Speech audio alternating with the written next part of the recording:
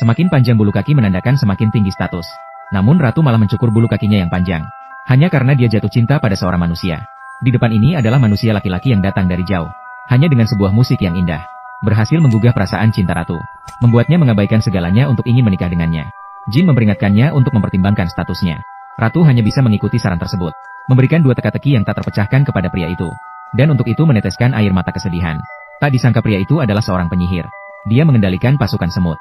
Dengan mudah menemukan benang merah yang tersembunyi di dalam istana. Dan dari mulut peliharaan ratu. Mengetahui keinginan terdalam dalam hatinya. Ketika mendengar pria itu mengungkapkan maksudnya. Ratu sepenuhnya terjatuh. Segera setuju untuk menikah dengannya. Ini sangat menyakiti Jin. Melihat ratu berpelukan dengan orang lain. Dia cemburu sampai gila. Namun tanpa sengaja disadari oleh pria. Untuk menghilangkan saingan cinta. Pria itu menggunakan sihir. Mengubah Jin yang bersembunyi menjadi asap biru. Menghisapnya ke dalam botol tembaga yang terbuat dari emas murni. Kemudian melemparkannya keluar jendela. Membiarkan elang menangkap botol tersebut. Dilempar ke dasar laut yang paling dalam. Sambil memberikan Jin itu sebuah kutukan. Hanya dengan membantu tuannya mengabulkan 3 permintaan. Dia bisa mendapatkan kembali kebebasannya. Sejak itu Jin tenggelam ke dasar laut tidak terlihat sinar matahari. Hingga 2500 tahun kemudian. Beberapa nelayan secara tidak sengaja mengangkat botol itu. Namun karena korosi yang parah. Botol emas itu dibuang seperti batu di suatu sisi. Bertahun-tahun kemudian akhirnya dengan susah payah dibawa pulang oleh seseorang.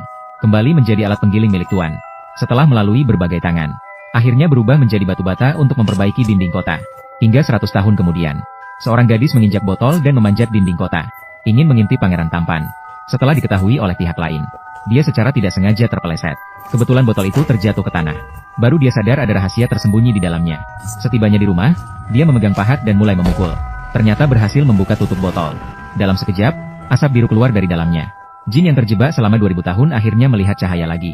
Melihat gadis itu pingsan karena ketakutan. Jin segera menangkap tuannya. Dan berjanji bisa memenuhi 3 permintaannya. Gadis itu sudah memiliki jawaban di hatinya. Dengan tegas membuat permintaan pertama. Yaitu agar pangeran jatuh cinta padanya. Namun dia hanyalah seorang pelayan yang penampilannya biasa-biasa saja.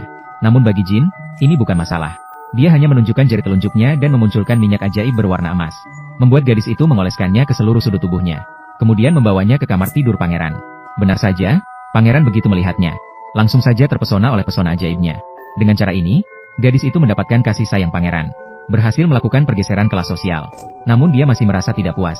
Dia kemudian membuat permintaan kedua kepada Jin. Yaitu agar mengandung anak pangeran. Dengan bantuan Jin, dia berhasil mendapatkan keinginannya lagi. Namun, mengandalkan anak dalam perutnya. Gadis itu mulai pamer di dalam istana. Akibatnya, sikapnya yang sombong. Berhasil membuat semua selir marah.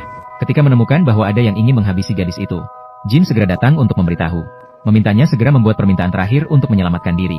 Namun, lawan yang bersangkutan tidak mau pergi dari istana. Dia juga